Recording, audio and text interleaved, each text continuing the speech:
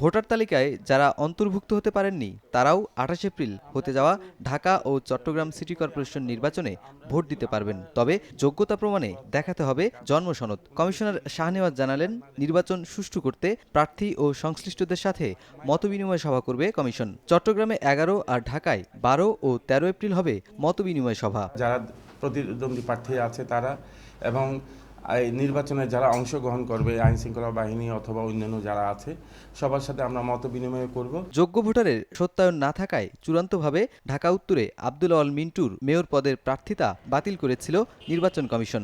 ইসির এর সিদ্ধান্ত বহাল রেখে হাইকোর্ট খারিজ করেছে মিন্টুর রিট আবেদন। আমাদের পক্ষে আদেশ আসে নাই। আব্দুল আমির সাহেবের সঙ্গে কথা বলবো আমরা, কথা বলে হয়তো যদি উনি যেতে চান তাহলে অবশ্যই আগামীকাল পরশুর মধ্যে আমরা উচ্চ আদালতে যাব।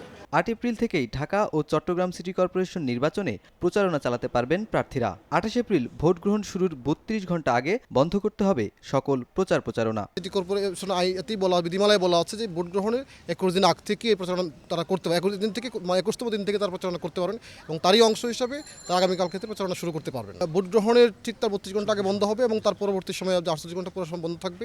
যে সময়টা বন্ধ থাকার কথা ওই সময় সীমা ছাড়া তার বাকি সময় তার প্রচারণা করতে পারবেন। নির্বাচনী আচরণবিধি তদারকির জন্য ২৯ এপ্রিল পর্যন্ত ঢাকায় ১৬ জন ম্যাজিস্ট্রেট দায়িত্ব পালন করবেন। নুরনবী সরকার, যমুনা নিউজ, ঢাকা।